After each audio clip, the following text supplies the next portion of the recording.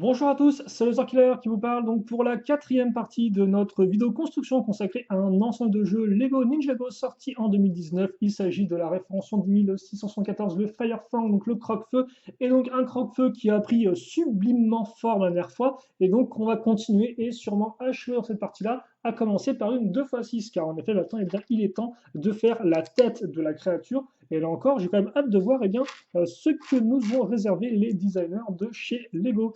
Donc, on va commencer en casant des petites pièces avec accroche sur les côtés, comme ceci, et plein de pièces à clip. Hein. Forcément, les pièces à clip, on les aime beaucoup. Eh bien, vous savez quoi? Les pièces à clip, les voilà.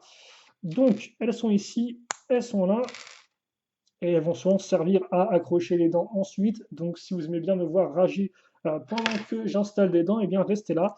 Ça risque d'arriver très vite. Oh, il y a une pièce rose.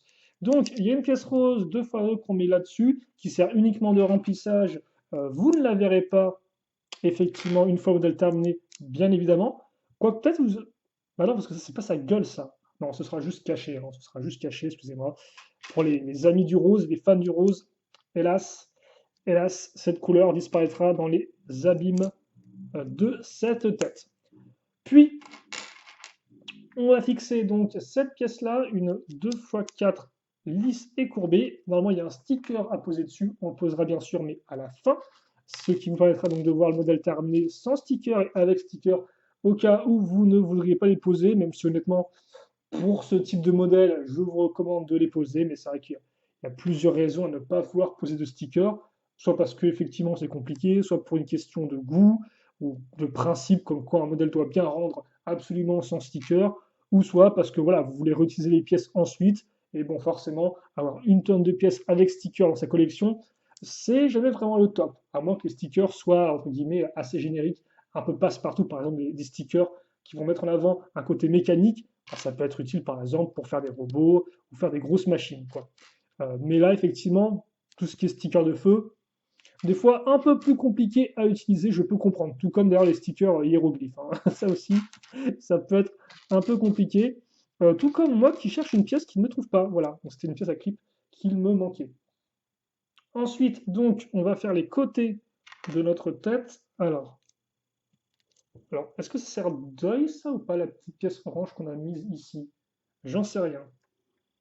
En tout cas, on a mis une pièce avec des petites pointes, une pièce avec des tons troués. Oh, et ça, par contre, c'est un peu plus intéressant. C'est-à-dire qu'on va prendre une autre pièce avec des tenons sur le côté et on va les mettre sur l'autre pièce, déjà comme ça. Ce qui nous permettra d'avoir des tenons maintenant qui sont en hauteur. Enfin, qui pointent vers le haut plutôt.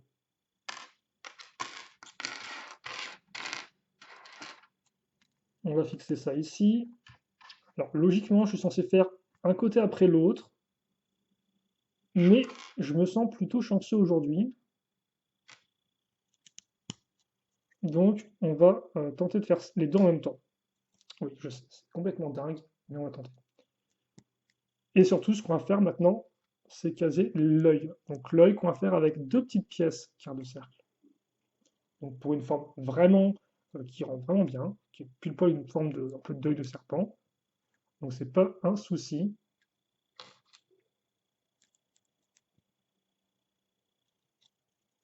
Et surtout, en fait, ce à quoi nous sert cette pièce-là maintenant, ça va être à faire le haut de la tête.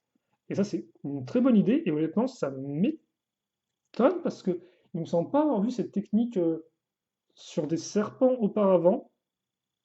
Or, enfin sur des serpents, n'importe quoi, sur des dragons auparavant. Or, ça me semble être une très bonne technique, mais ça me dit rien.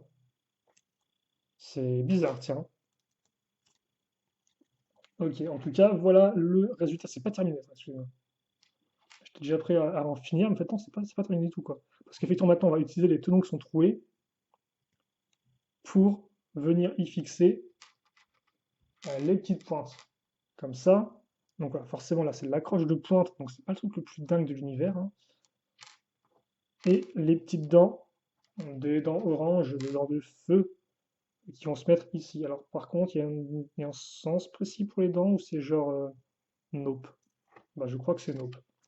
Je vais quand même vérifier si j'ai pas fait n'importe quoi, parce que forcément, en faisant un peu de la symétrie dans tous les sens, il peut arriver que je me trompe. Hein. Je vais pas vous cacher que moi qui me trompe, c'est un peu une occurrence. Enfin, c'est un peu un truc qui arrive souvent. Et je crois que c'est pas encore arrivé dans cette vidéo. Forcément, maintenant que je l'ai dit, ça risque d'arriver. Ok, donc, alors, je veux des dents, mais des dents de couleur. Bah, c'est où ce truc? Mhm. Je n'ai pas la couleur que je cherche. Est-ce qu'elle est restée dans un sachet? Je ne sais pas. J'ai pas l'impression. Bon, on va continuer la construction, parce que sinon on va perdre du temps. Donc, ouais, normalement, il y a une autre dent ici, une autre pointe, mais on verra après si je la retrouve. Je pense qu'il est plus intéressant d'enchaîner la construction et donc de reprendre notre gros bonhomme. Alors, vous noterez aussi la présence des petites rotules ici, et honnêtement, je pense savoir à quoi elles vont servir. Parce que c'est vrai qu'on a des rotules aussi là, et pour l'instant, elles servent à rien. Il n'y a pas d'autres accroches pour accrocher quoi que ce soit. Donc, ça semble bizarre, mais non, c'est bon, je pense en retrouver. Oh, c'est rigolo, ça tient. Vous allez voir. Ensuite, donc, on va continuer avec une autre sous-construction qui va être celle-ci. Alors, voilà, comme ça. Excusez-moi. On a ça, on va fixer dessus cette pièce, on retourne. Donc, on attend deux tenons, enfin deux anti-tenons qui sont ici. On les utilise pour accrocher à notre pièce rouge avec deux pièces à clip. Donc, je suppose que ça pour faire la gueule du serpent, hein. Quand on prend des pièces rouges, souvent, c'est pour faire eh bien, l'intérieur de la bouche. On met une petite pièce lisse ici, une autre pièce lisse à ce niveau-là, et on aura eh bien, cette pièce. Donc attention au sens, hein, il y a une pointe qui est plus grande que l'autre. Donc c'est un peu particulier vu que pour l'instant le serpent était parfaitement symétrique, mais je suppose qu'on fera comme ça. Ensuite, ah, voilà. Donc on a ça. On a ça, effectivement, vous avez peut-être pu voir rapidement lors de l'ouverture du modèle. Et donc on va devoir prendre cette pièce-là. Et j'ai l'impression que c'est une sorte de. Alors je sais pas si c'est une langue de feu ou si c'est genre juste il crache du feu, mais c'est rigolo parce que ça veut dire qu'on utilise de base ce type de pièces plastiques, c'était avant tout pour faire des ailes, hein, ou des choses similaires. Et là, c'est la première fois que ce serait pour faire eh bien, autre chose, quoi. Soit une langue, soit effectivement une sorte eh bien, de grosse flamme qui sort. Donc en clair, créer un effet avec une pièce en plastique souple. Et donc dans l'idée, on prend une barre et on l'enfonce là. Alors on fait attention à écarter ça comme on peut, à le centrer, et on met ça. Alors, non, c'est purement symétrique. Alors, c'est pas symétrique ici, mais je vois pas trop dans quel sens ça se met. Je l'ai peut-être mis dans le mauvais sens. Bon, c'est pas, ça n'a pas beaucoup d'importance, honnêtement, pour ce que ça va se voir. C'est juste un petit secret entre vous et moi, je crois. Ok. Et donc ça, quoique. Ah, après, je trouve que c'est peut-être différent aussi. Bon, là encore, c'est un truc que j'ai changé après coup. Pour l'instant, c'est pas vraiment la peine de perdre plus de temps que ça. Et donc ça, on va l'accrocher sur les clips qu'on a là. C'est pour ça que j'ai carrément zappé qu'on avait mis des clips ici. Voilà. Donc, oh, il peut même la fermer. Il la ferme carrément la bouche en fait. C'est super bien fait, hein. Parce qu'elle est vraiment fermée de chez fermée, quoi. Et ça rend plutôt bien, honnêtement. C'est vraiment chouette. Ok. Et maintenant, donc, on va arriver à la dernière construction. Donc, la tête est faite. On la verra un peu mieux après quand on fera un turn around du modèle. Un tourne autour, littéralement en français. Mais pour l'instant, on ne tourne pas, on finit de construire. Avec une 4x4. Alors par contre, c'est quoi qui fait ce petit bruit là? C'est toi là qui fait du bruit. Qu'on va entièrement donc couvrir avec d'autres briques. Fixer les une fois une. La petite plaque.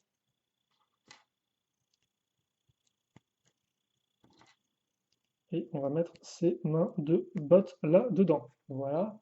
Et on peut aussi quand même noter que Donc cette dernière partie qui a des couleurs complètement différentes du reste. Là encore, je vous laisse deviner ce que c'est, mais honnêtement, c'est plutôt cool. Et ça a du sens vu qu'on a la reine avec nous dans ce modèle, Asphira, je vous le rappelle, pour ceux qui auraient zappé, hein, qui auraient oublié. Donc oui, non, ce qui est plutôt cool, effectivement, c'est que, eh bien, on va dire que si vous aimez les pyro-serpents et que vous voulez genre des véhicules ou des trucs pour eux, donc genre pas que des figurines, bah comment dirais-je? Euh, on va dire que ce set est un peu la seule option, car en effet, les pyro-serpents n'ont pas de véhicule, ils n'ont pas non plus de structure pour eux. Vraiment, le seul truc un peu pour bah, en plus d'eux, quoi, en plus des figurines, de l'armée en elle-même, c'est ce set-là. Voilà. Donc il n'y a pas vraiment 10 000 choix. Donc c'est un peu dommage, vu que bah, forcément ils ont un schéma de couleur, ils ont une esthétique qui est vraiment unique. Et forcément, bah, moi, cette esthétique, j'aimerais bien la retrouver bah, dans d'autres constructions, mais hélas, bah non, c'est uniquement dans ce gros serpent. Alors peut-être qu'on aura une seconde vague en 2020 où ils continueront avec les serpents et samouraïs. J'ai quand même des gros doutes, hein, mais bon, on ne sait jamais. Mais j'ai quand même des gros doutes. Donc c'est un peu dommage. Et donc ouais, pas non plus, en tout cas pour cette vague-là, pas non plus des masses d'options. Et donc ouais, là on est en train de faire le trône de la reine, hein, je vous spoil, je vous le dis, et vous pouvez remarquer quand même les différentes petites pièces utilisées pour rendre l'ensemble plus ornementé et plus intéressant en termes de design.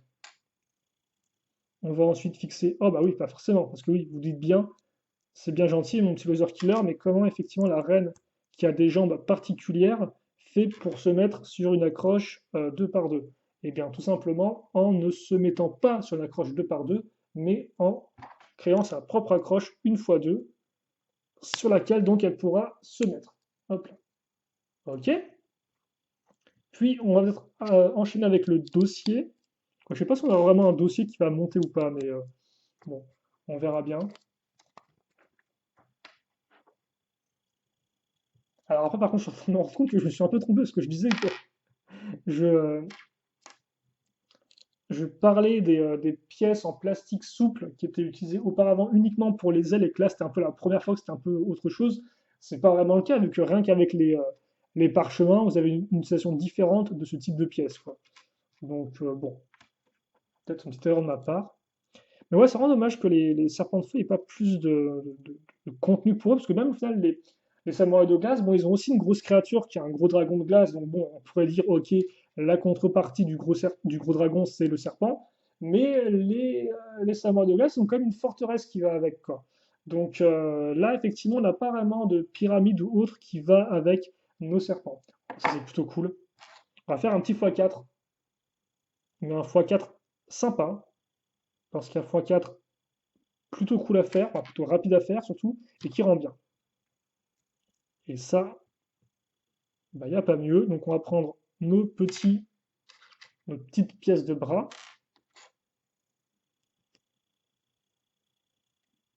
Et on va venir y fixer donc des katanas.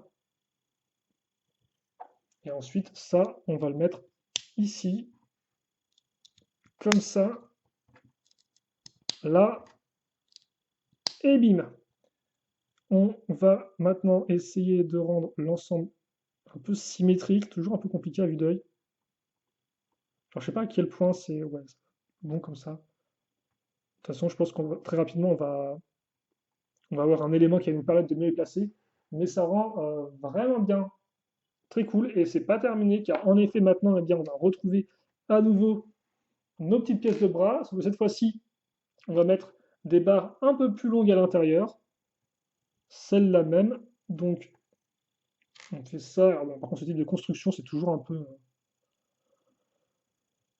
mouais, c'est pas le truc le plus intéressant que d'enfiler des barres, quoi. Pas que je me plaigne, hein, genre, oh là là, c'est vraiment trop épuisant, qu'est-ce que je me plains? Non, ça reste que, c'est du Lego, quoi. Donc, c'est du Lego, quoi. C'est fait pour être fun. C'est fun. Mais forcément, c'est pas une construction avec des grosses briques et des grosses plaques comme ce qu'on a vu auparavant. Donc, on fait ça et on fait une seconde fois. Bon, on va le faire directement à même le trône. Est-ce que c'est une bonne idée ou pas? Je n'en sais strictement rien.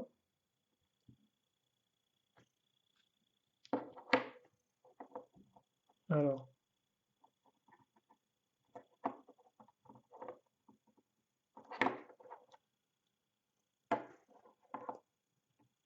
Hop, et on va mettre ça ici.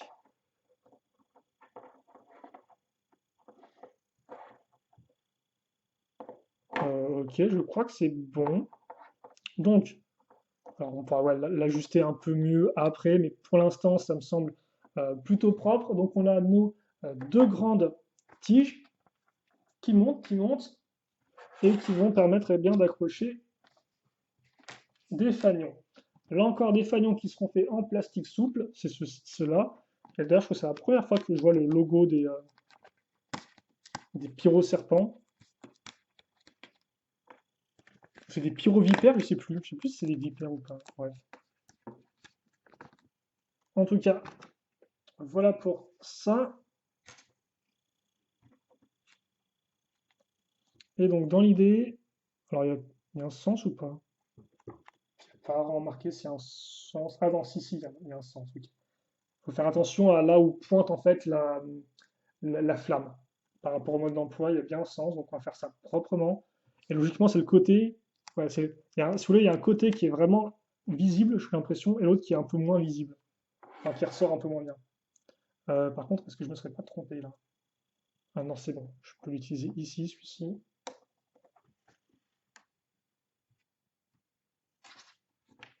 Et ça, il faut donc là encore le faire glisser ici. Donc ça, c'est pas le truc le plus fun de l'univers. Mais voilà. Donc ça bouge un peu beaucoup. Ok. Et une fois que c'est fait, bah oui, forcément. Forcément, on a plein de tenons ici, souvenez-vous. Donc ces tenons eh bien, vont être bien utiles pour fixer ça. Donc, ouais, d'accord, ok. Et c'est vrai que maintenant, la pièce qui était comme ça, un peu en angle, bah forcément maintenant, par rapport, comme tout est accroché sur un angle, eh bien ça fait que le trône est vraiment droit, quoi. En tout cas, Asphyra sera vraiment droite par rapport au sol. Et ça, logiquement, on peut le mettre, ouais.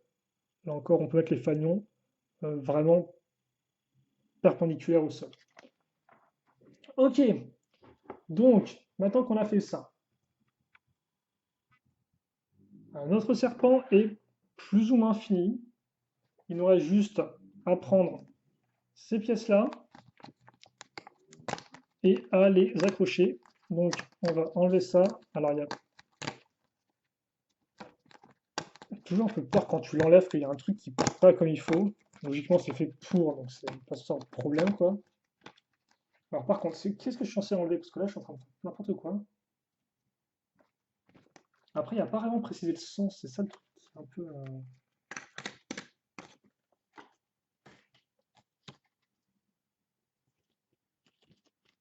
Bon, je pense que c'est ça en fait. Ouais. Donc, on va fixer grâce aux trous qu'on a ici, on va les mettre dans les rotules. Donc ça, en effet, oui, c'est une technique qu'on a déjà vue sur Firstborn, je crois, ou alors sur l'Ultra Dragon. Ensuite, donc ça, on va le mettre ici. Ok.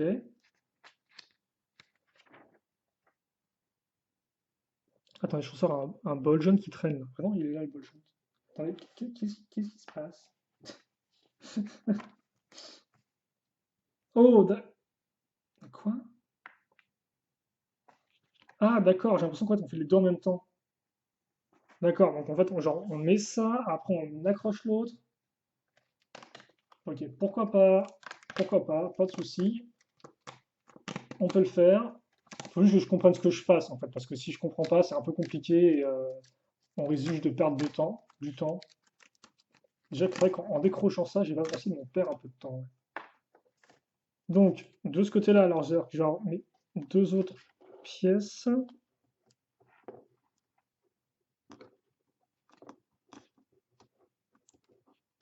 Voilà. Ok, donc ça fait qu'il a comme une sorte de cape et tout.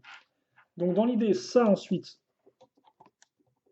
on le raccroche là. Donc c'est le ball joint, il est là.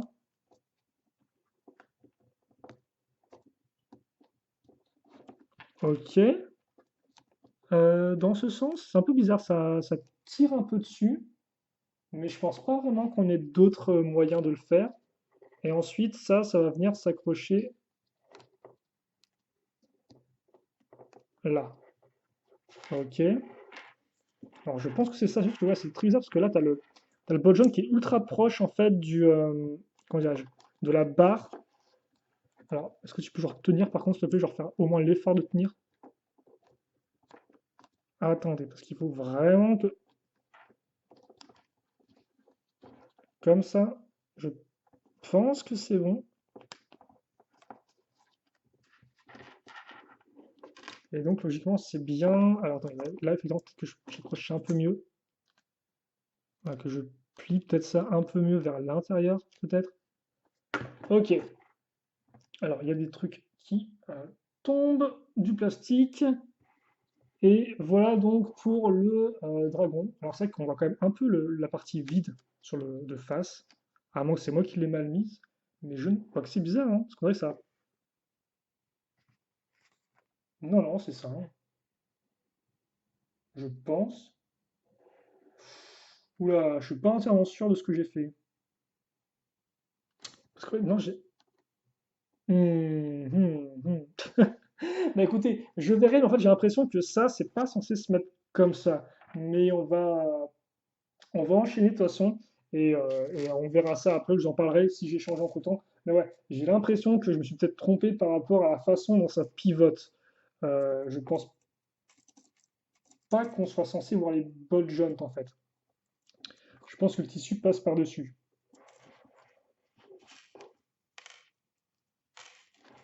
On va donc ensuite mettre des chaînes. Bah tiens, autre pièce que j'ai trouvée entre-temps, ça va être la petite dent qu'on va avoir là,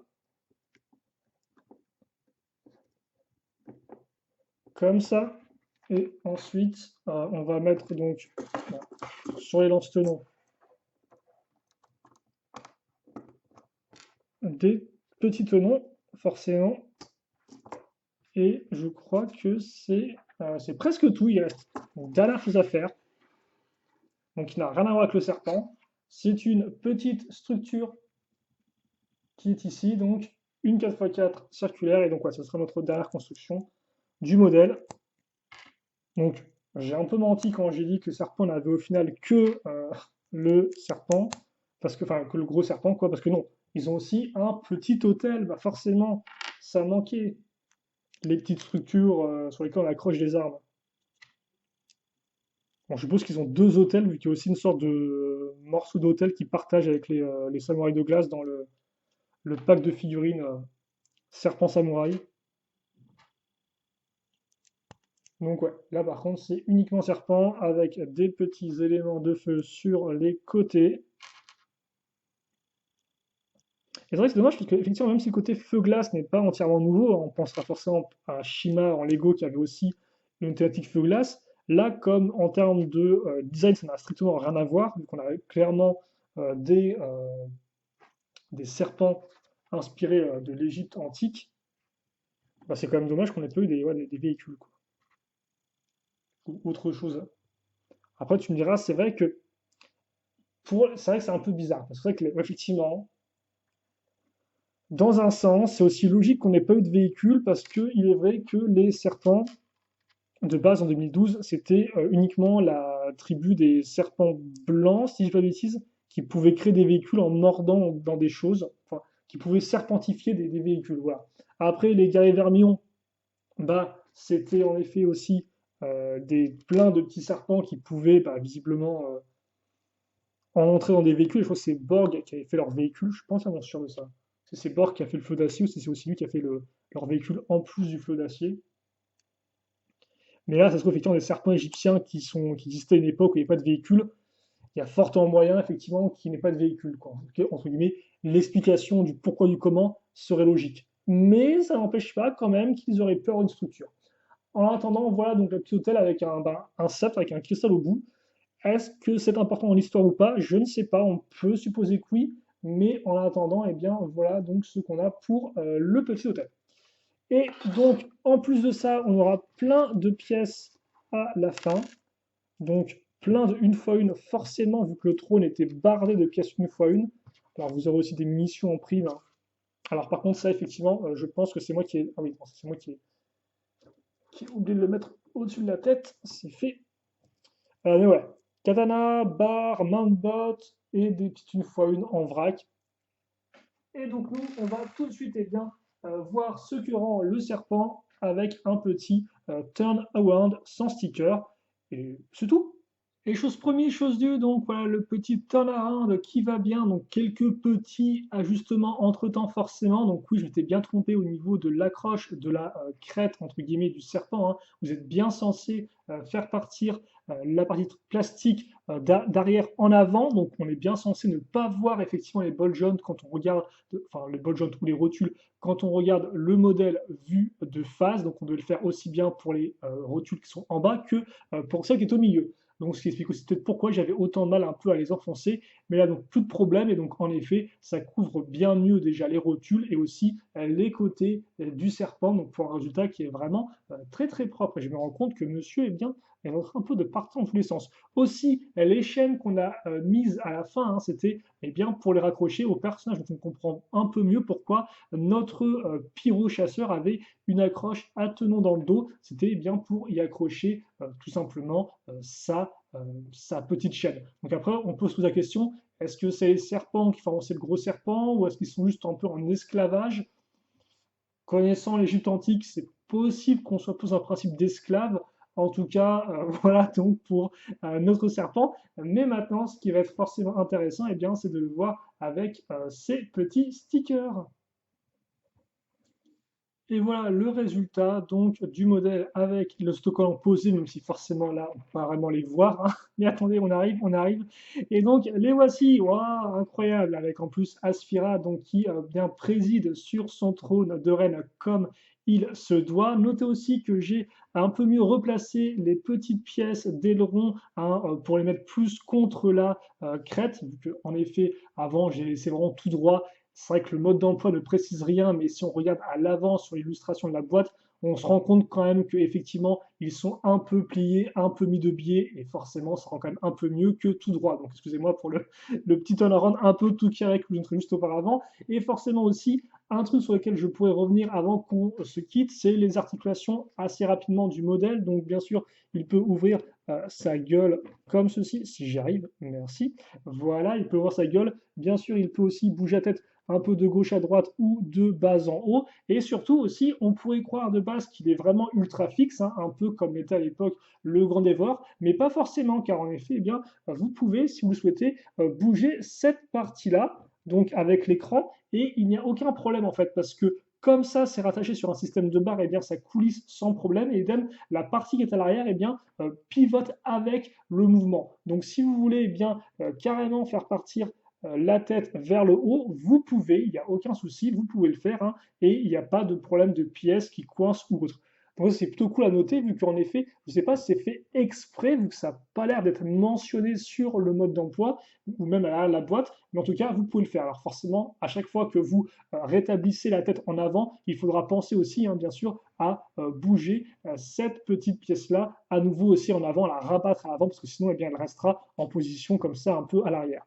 Donc honnêtement, à part ça, voilà tout ce que j'avais à dire là-dessus. Et donc, bah ouais, je pense qu'on peut arrêter là pour cette petite vidéo euh, euh, du Crockfire, non pas du Crockfire, du Firefang, je mélange tout, effectivement du Firefang, qui honnêtement eh bien, est vraiment un très chouette modèle, je trouve. On a enfin un serpent qui est digne de ce nom.